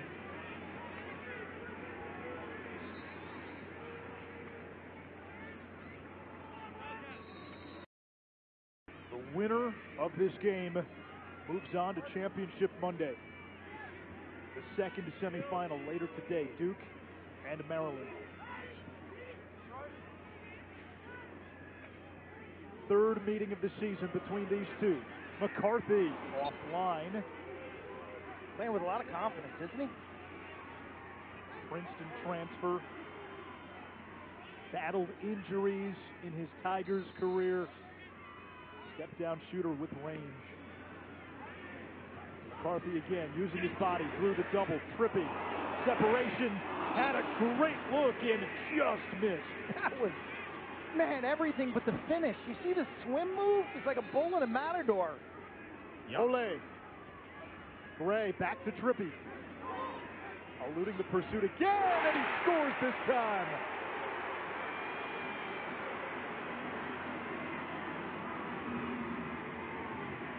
One of the great misses you will see. Alex Trippy does the right thing on his first shot. He switches over to his right hand to increase angle to get a better look at the 6x6. Misses just by a hair. Look at that move. Wow. Bottom pipe misses. Now this time he knows, well, top side's not there. Let's roll back to the left side, Quint. And look how he took something off that shot. Dealt with the defensive pressure, realizes the check's coming, gets him in the thigh actually as he releases that, but he takes something off it to put it on the 6x6. At the start of the broadcast, we highlighted Chris, Carolina's superstar. But this ensemble cast has been this team's biggest strength. Flag coming against Virginia. Kark in the quarters against Rutgers. You did that game. Carolina won not because of its stars, but because of its depth. It's depth and it's middle of the field horsepower. You saw Justin Anderson make the play of the year from a midfield defensive perspective, right? Getting in the hole and selling out, knowing this is the time. This is my 5th year. I'm a 25-year-old dad. I came back for this moment. It was the middle of the field that enabled the secondary scorers to get those opportunities. If Carolina wins, they have to make the plays in between the 2 restraining boxes. Can Tillman do it again? Working on Murrell, who's not giving an inch. Tillman lost his man, falling down. And now the delayed penalty, so Carolina will go man up.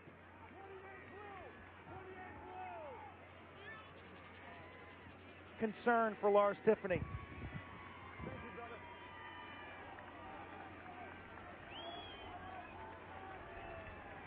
Blue 28, 1 minute, slash. The face-off game has changed. Ground balls coming up. White, Tucci gets slashed on the brim or on the shoulder. Easy call for these officials. Opportunity now for the Tar Heels. William Perry, 3 goals today and 28 man-up goals in his career. 3 in white. So one to watch here.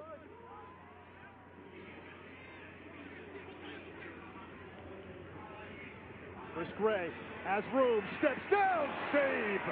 Alex Rode. That was ridiculous, that stop. Driving that top hand across his face.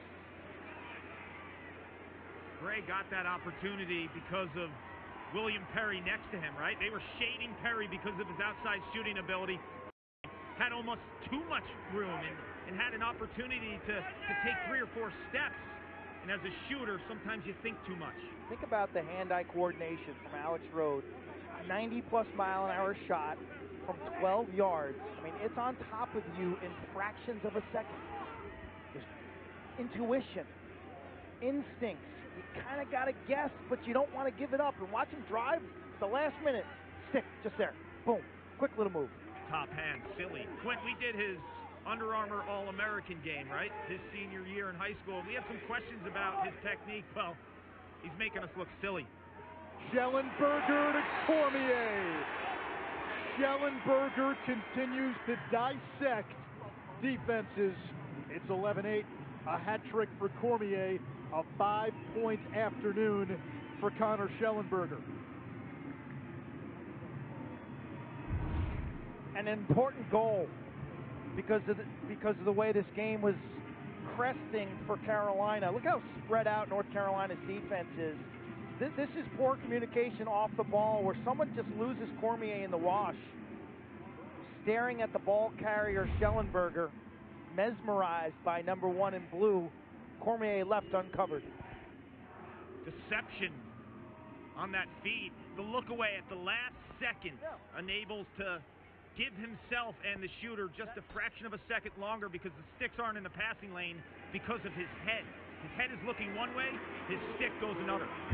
Virginia's wings have been dynamite on the face-off unit. Now LaSala spins inside. Bouncer is wide. Maybe LaSala, not a Fogo, which means face-off, get off. He'll stay on. And he scored 18 goals in his career. Schellenberger and Gray both with 2 goals. A couple of more helpers for the redshirt freshman from Charlottesville. Good defense on Schellenberger that time. He recovers. Cam Macri defending. Macri 28 in white. Did a good job on Duke's Michael Sowers earlier this year. Xander Dixon now. Back to Schellenberger. Peter Garno so quick with that first step.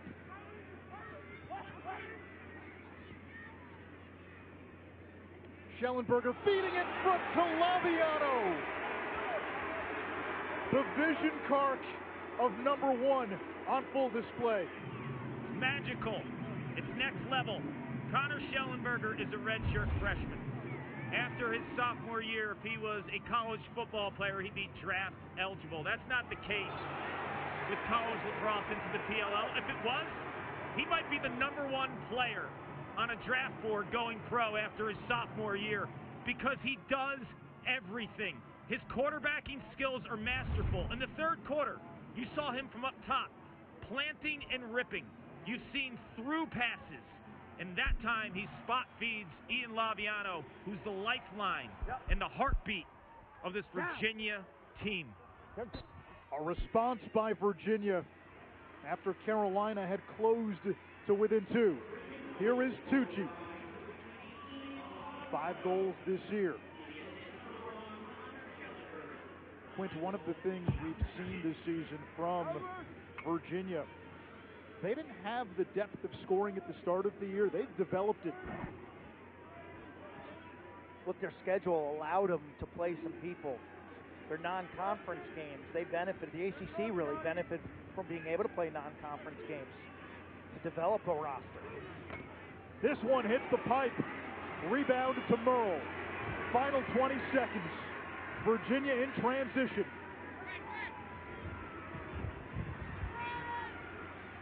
Here comes Matt Moore. Laviano's got the backup, 7.4 seconds. Moore has not registered a point since coming back into the game after getting hurt earlier.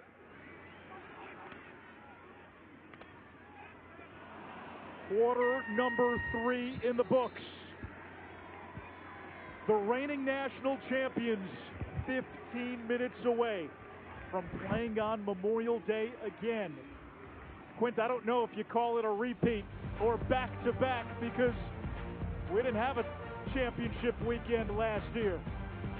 However you phrase it, Virginia, oh so close to playing for the title yet again.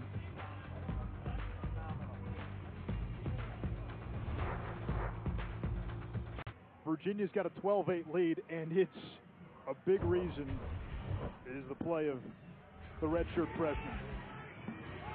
Tell you, his skills are so tight. Keeps everything away from the defense, whether it's passing, right on target, shooting for corners. There's a certain simplicity in everything he does. He's been drilled, whether it's wall ball, he said, or grabbing a bucket of balls with a friend and taking hundreds of repetitions, and you see those hours of work. Success never comes before work. Muscle memory. You know what's so interesting about his passing? Watch, every time he passes, gentlemen, he looks off the defense at the last second. Gives him the ability to free his hands, but his teammates then can find that seam, and the sticks of the opposing defense are not tracking it. Touch and blow! Touch and blow! Cormier was trapped near the sideline, able to get it out, and Virginia with the ball to begin quarter number 4. Anish Shroff, Quint Kesnick, Paul Carcaterra down on the field. After no semifinals, no tournament, no season really last year, we have championship weekend and the best field that we've ever seen, the most talented field we've ever seen. Virginia, the reigning national champions. Carolina, the 1 seed, down 4 to begin the 4th. Chance there for Virginia. Carolina took the play to Virginia in that third quarter. Took 17 shots, yet only come up a +1 in the quarter. 2 late goals in that third. Cormier and Laviano both assisted by Schellenberger.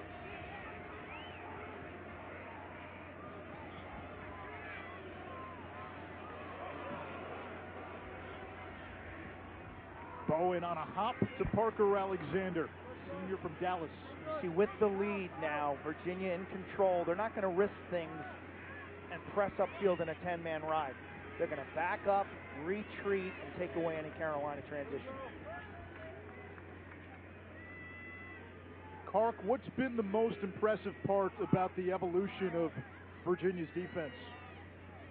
I think it's the off ball. I've always liked the individual parts, like the 6 players on the field at one time. They always have the big, strong athletes and guys that can play physical. It's now coming together as a group, right? Like when we saw them up in the Carrier Dome in late February, they were in disarray off the ball, like not knowing when to slide, not timing slides. Now it's 6 parts. Chris Gray. Carolina refusing to go down quietly. A hat trick for Gray, the attackman of the year. Fight for top side. At the end of the third quarter, I was in the Carolina huddle. Dave Metzbauer, the offensive coordinator, said that exact thing. Create a better angle, that extra step. Chris Gray, as he approaches this dodge, right here, it looks like he's going to shoot. Then he plants his foot and then steps away from the cage. That does 2 things. Frees up his hands and increases his angle. Say that pick set at X creates separation between Chris Gray, Foreign White, and Cade Saustad, the defender trying to track him. And then the hesitation, Alex Rode kind of loses his balance in the goal and comes off that near post. And for a lefty, you've got to keep your hip glued to that post. Tucci wins another faceoff. He's now 10 for 22. LaSala, 15 out of 24, has taken every faceoff for Virginia.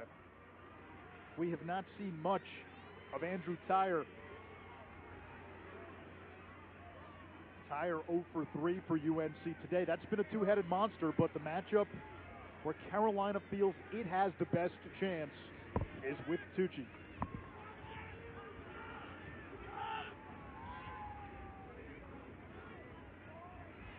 William Perry and the backup to Tillman, the sophomore from Colorado. They'll go to work on the 6'7" Cole Kastner. Tillman had the step.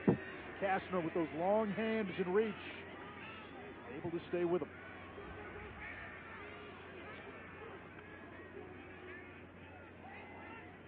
Not often you see teams unearth a future first-team All-American in the last 4 or 5 games of the season. That's what Virginia has done with Kastner. It's been a challenging year for freshmen across the landscape.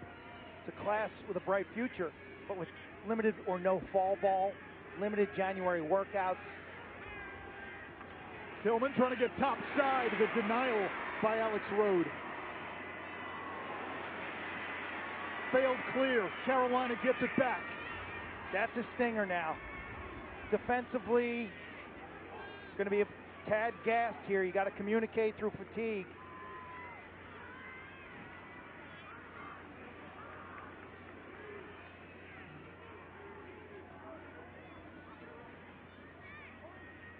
Gray gets free from Kastner, missed the cage. Tillman the backup. 11:09 to go in regulation.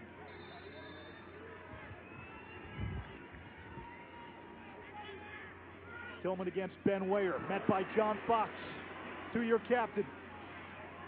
Now it's Herbert, the freshman. His skip pass intercepted.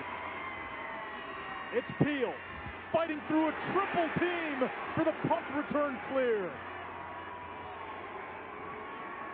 Oh, sensational stop by Virginia as they dig in off the turnover. And this is a critical possession now. Ice their heels a bit, slow it down, give their D a little breather.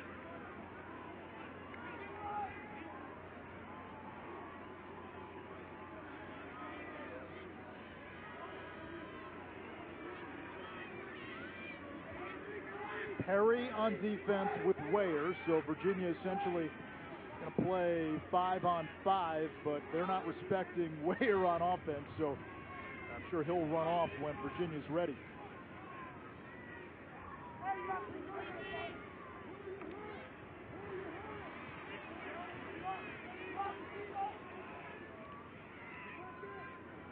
Now Weyer runs off. Cormier whips wide, 17 to shoot. Bertrand comes into the game for Virginia, the fresh legs.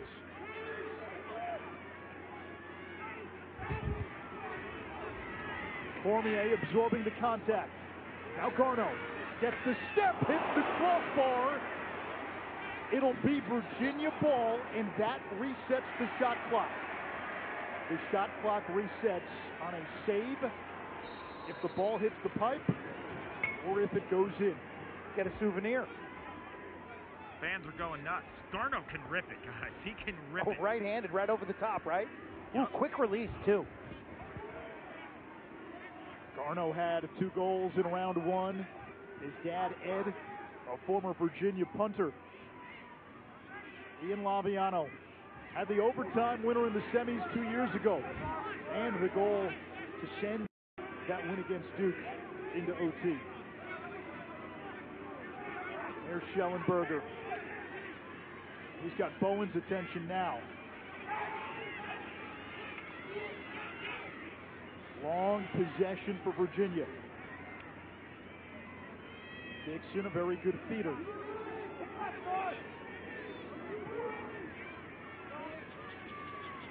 Cormier to the cage. And he was in the crease. North Carolina ball. Lengthy possession, a positive for Virginia. Carolina's back's against the wall right now. That was a must-needed stop.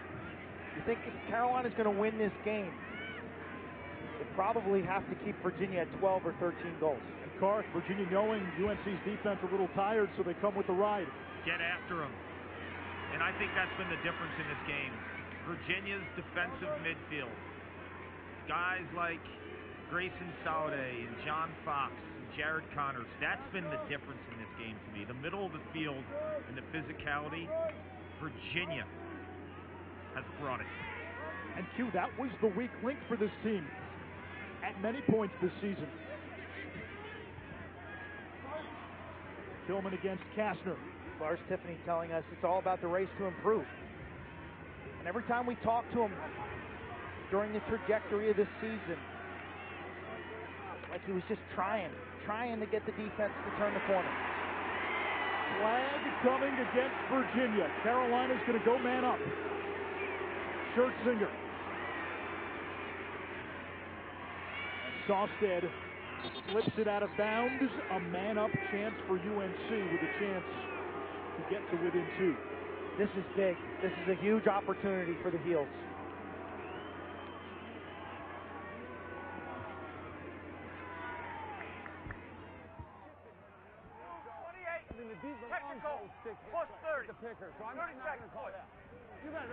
Anytime you play Virginia, here's the call. Called it a push. Good call. It's way high up by the neck. Could have been a cross-check as well. When you're man up against Virginia, you got to be ready for them to press out. They'll rotate hard and get in your face. It's a little more aggressive strategy. Trippy. Gray. Shot blocked. Loose in front. Road is there. Didn't love that shot. Kark, you like that shot? No, and I'll tell you what, watching that man-up advantage for the Tar Heels, the 2 players adjacent to Will Perry will have time and room. 3 and white is the main attraction in regards to Virginia and their defense. They don't want him shooting with time and room. Got to be patient, find the right spot. A yard sale after Kaloji had his stick knocked away, and Perry at the other end. 4 for William Perry, Carolina within 2. That's why. Who would want him to shoot? Not me. You want to get an opportunity with William Perry, you better sell out and ride it back. This is a relentless middle of the field approach, and Lars Tiffany knows it is at a critical juncture of this game. North Carolina taking a page out of the playbook of the Virginia Cavaliers. A yard sale that leads to a William Perry specialty. Set your feet, plant it, and sting it.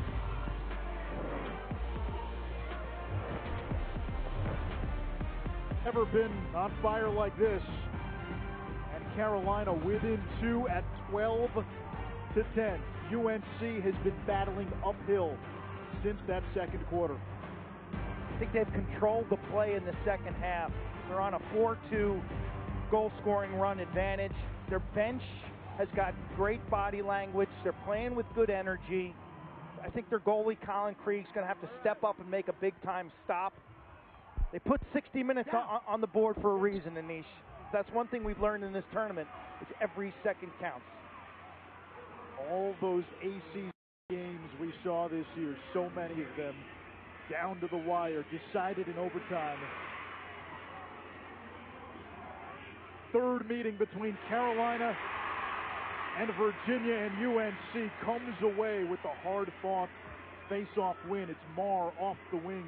Nothing like playoff ground balls.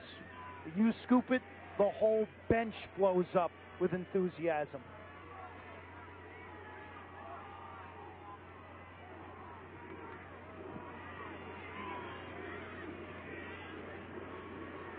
Anderson, Herbert, and Perry, the midfield. Cook, Tillman, and Gray on attack.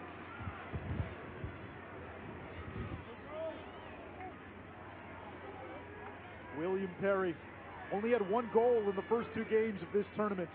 4 today.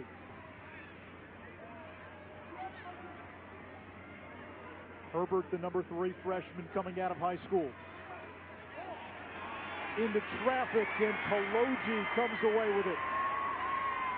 Kyle Kaloji, the dean of that defense, almost walked on to Cal's club lacrosse team and has become a fixture on that close seat for Lars Tiffany. That's a bingo square. Absolutely.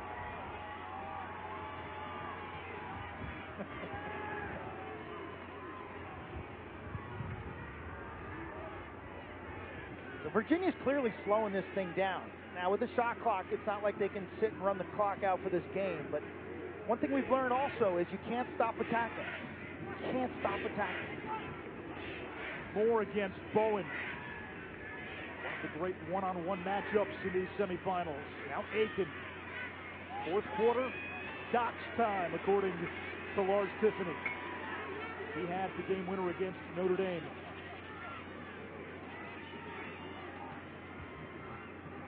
Cormier, a hat trick today. Lost it, recovered. 15 to shoot. He's an ox.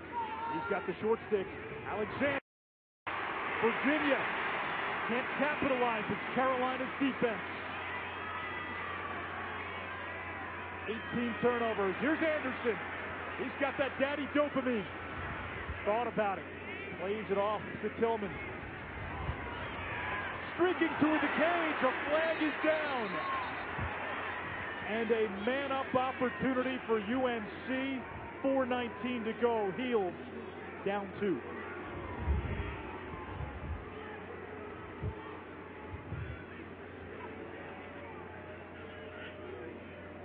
Thank you, sir. Hey, baby. Who's that rock? 34. Technical. Out here with me, okay? You got a ball out here? Grab him. Great defense. Cormier coughs it up. Off to the races.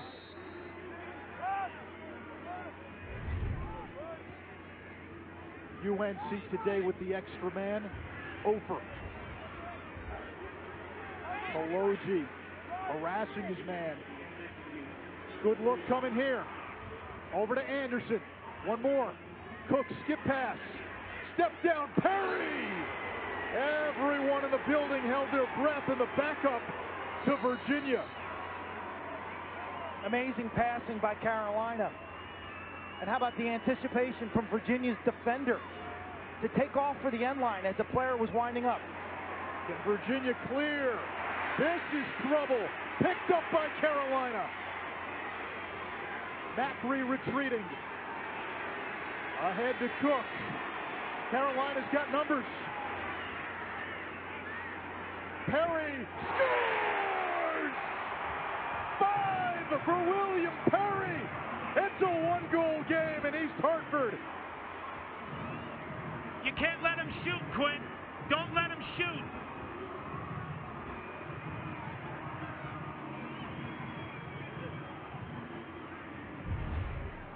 Heels playing with great energy.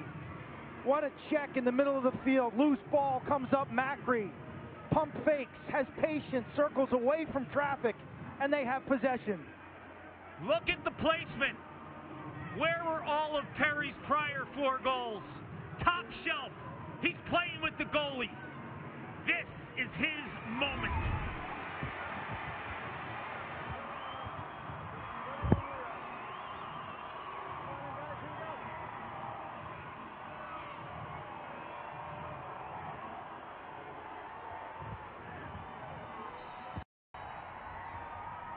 What's the matter?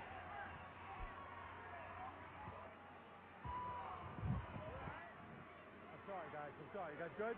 You guys good? All right, we're going to go when you're ready. You guys ready? Here we go. Down. Sit.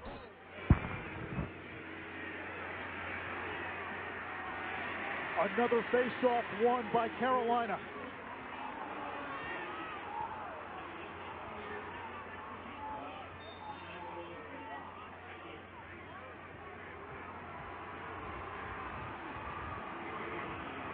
The UNC bench showing emotion. That's a clutch face-off win with the extra man.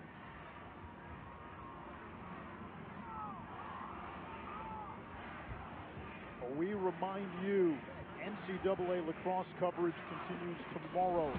The Women's Championship, BC and Syracuse, noon Eastern on ESPNU. Jay Alter, Dana Boyle, Ian Stanwyck, Birch on the call. For more information on the 2021 Men's and Women's Lacrosse Championships, visit NCAA.com, your home for all 90 NCAA championships.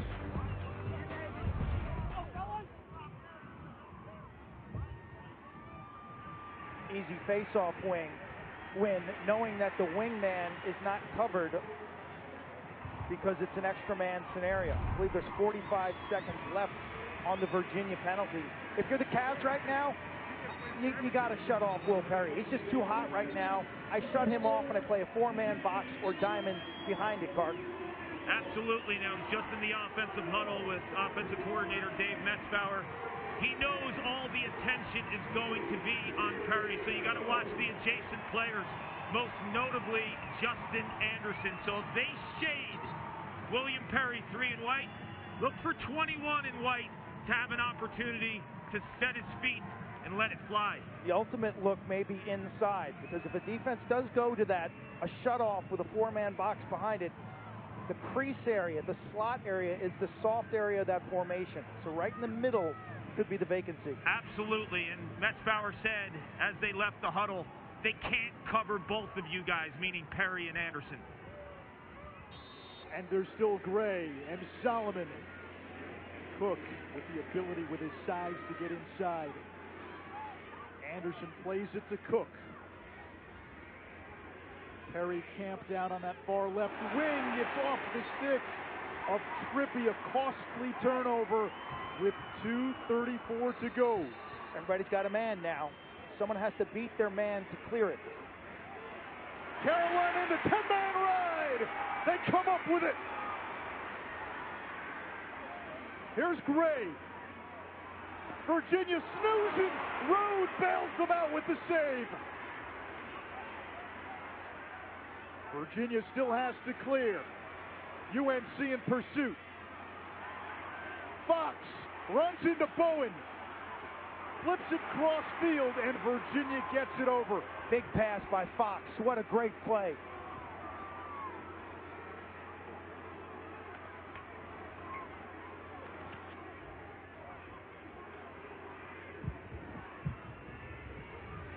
Doc Sagan, so many clutch goals in his Virginia career. We come up on 90 seconds to go. Aiken sizes up Marr, bumping even more drama into the end game for this one. A chance to catch your breath. Timeout Lars Tiffany. Both teams with one timeout left.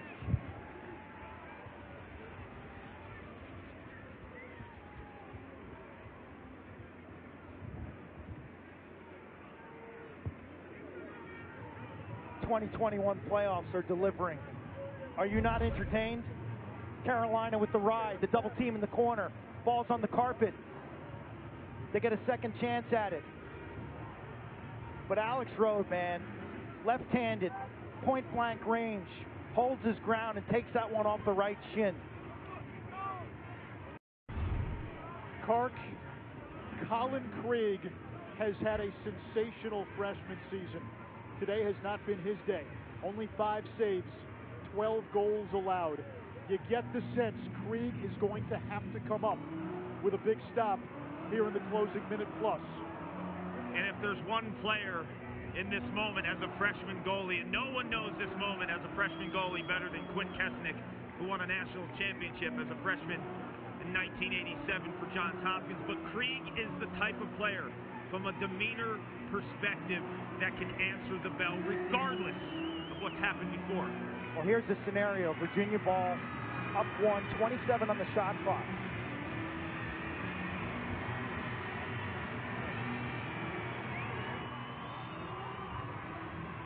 Right now, the officiating crew at the table looking at the clock, so we may have a few seconds added here.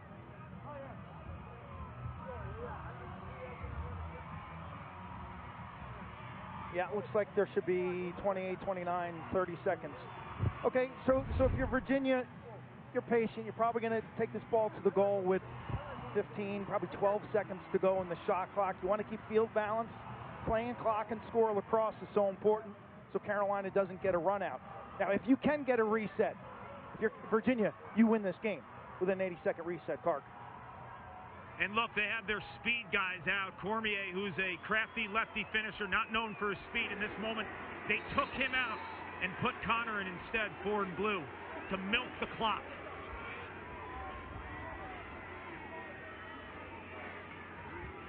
Macri will match feet with Schellenberger. The freshman's been sublime today. Schellenberger gets the pick from Laviano, shoots it high. 8 seconds to go, more the trigger man. Carolina play this straight up. Take arms inside if he feeds the crease. 1:04 to go. Moore streaking toward the cage. Laviano, punt from behind. It comes to Moore. UNC with a chance in the final minute to tie. Moore stays in bounds. The All-American D-Mitty. And a timeout by Joe Bresci. 46 seconds to go.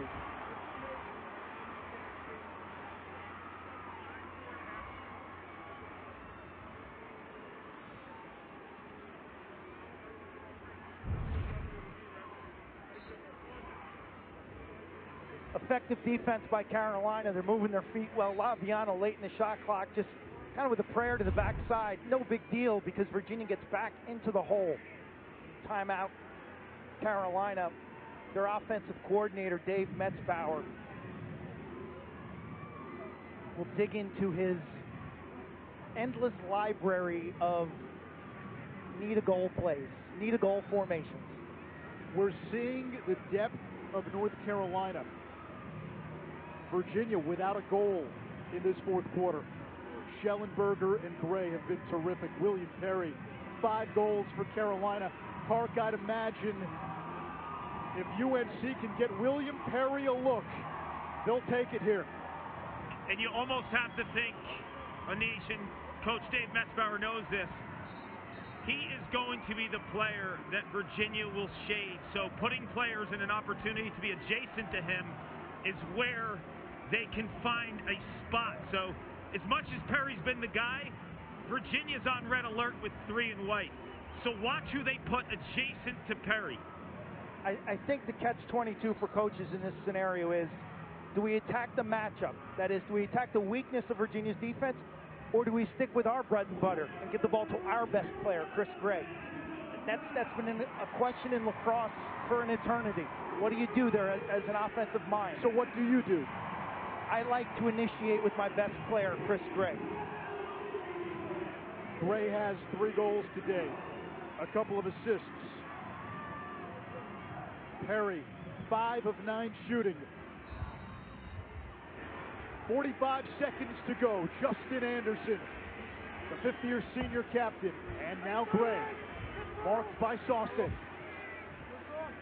Gray turning the corner. Sawstead denying top side. Gray gets some room, shoots it wide. Whose ball? It's Virginia's ball! Soliday, who's made all the hustle plays today with a huge race to the end line. Carolina in the ride. Perry knocked it away. It's going to go back to UNC. Virginia calls a timeout. Lars Tiffany in disbelief. All Virginia had to do was clear. 7 failed clears now for Virginia. Chris Gray beats his man, gets to prime real estate. Shot goes wide. It's a race to the end line. When the ball goes out, who's ever closest is awarded. You see both players dive. The ball's been long out of bounds. Matt Palin, the official, right on the spot. This is where Alex Rode needed to show a little more poise. Looked like, was that Perry gets a stick to impact his pass. That is where Rode probably should have used the crease, maybe gone for a little run, for a little jog around the goal, use the crease, and then worst case scenario, just send the ball down the field. It's going to muck up and kill 10 more seconds. Either way, one more chance for the Heels. You know, they were out of timeouts.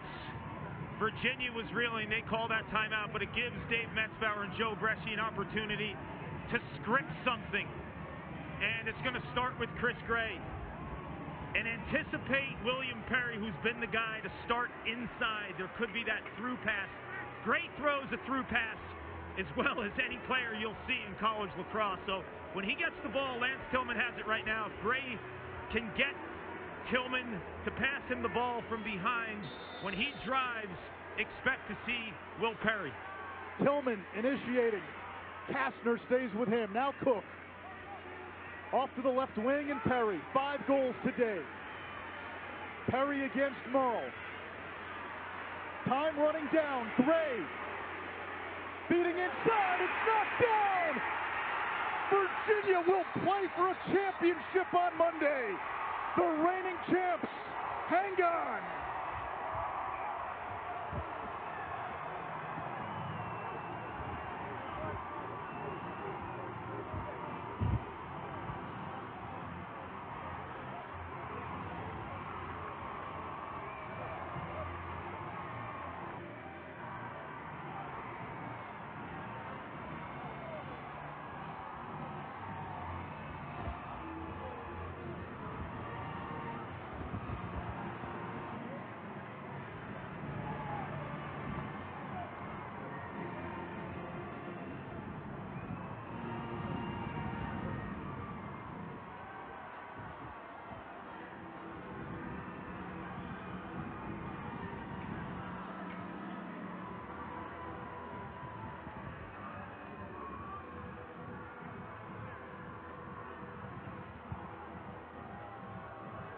Down to Kark.